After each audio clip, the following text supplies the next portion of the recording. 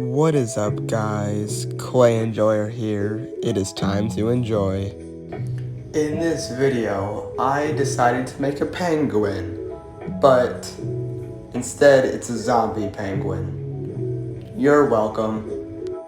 First, I can start with an aluminum egg before layering clay on it to get it somewhat smooth before I mess it up. Then I can make a clay bean for his head and stick in his little mouth. And then to make sure it stays on his face, I can add some extra clay around the sides of the beak so hopefully it stays better and the transition is a little bit smoother. Then I can give him some eyeballs by stabbing his face with a clay shaper. And because this penguin is a zombie, it needs to resemble one, so I can chop out a big chunk of the clay for its head, and then add in some gnarly tryptophobia texture. After that, I can give the penguin a tiny brain to fit inside his exposed head. Before I add some other details, I should put some fur-like texture on the penguin first. Now I can give him some more battle damage to his face and the other side as well to give it more definition and make it more interesting. Now, to make you all very uncomfortable, I'm giving the penguin some good old zombie pimples. With the head done, I can now work on giving the penguin a tail and then shaping it to make it more interesting, as well as flattening it to the body so it actually stays. And then I can work on giving him some legs, starting with some little bumps for like tiny legs. Next, after smoothing it out, I can give him some small little feet, because penguins have feet.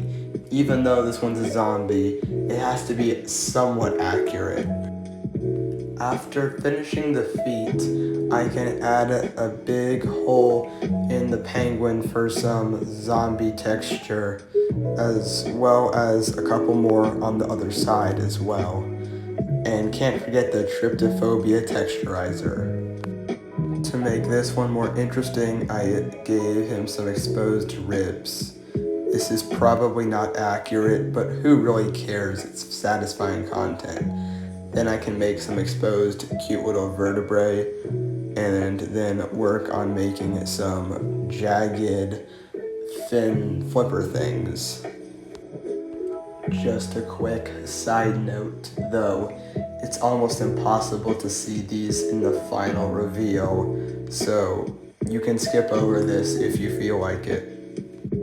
Anyway, I can then attach the jagged flippers onto the sides of the body, because at least having there is part of the video, so for extra content, yay!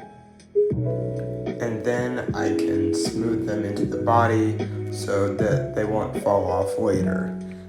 And now, with that finished, I can work on giving the penguin some gross zombie pimples, just to give the penguin an extra bit of creepiness.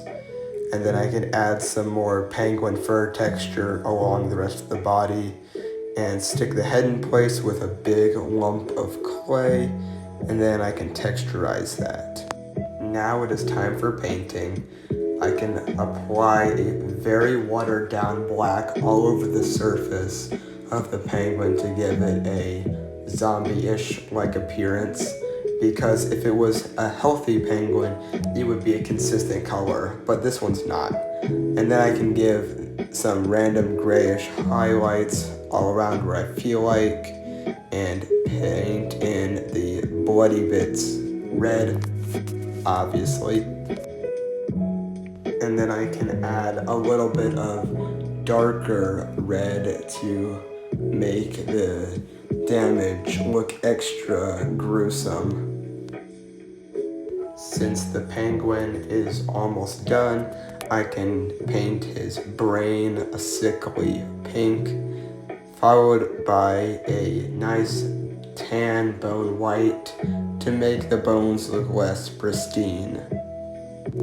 Next, I can paint his beak a light gray and paint the pimples a light gray as well to give some extra highlighting to them to really captivate that grossness.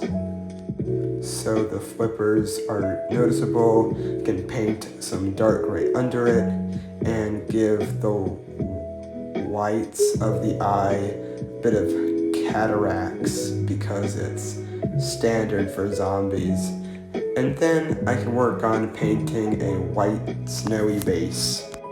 Since penguins generally live in cold places, I'm going to glue down some cotton balls to act as snow, and then I can add some extra detail with a little dripper and some watered down red paint to act as blood in the snow. Then I can finish by hot gluing our penguin to the base, and now it is time for the reveal.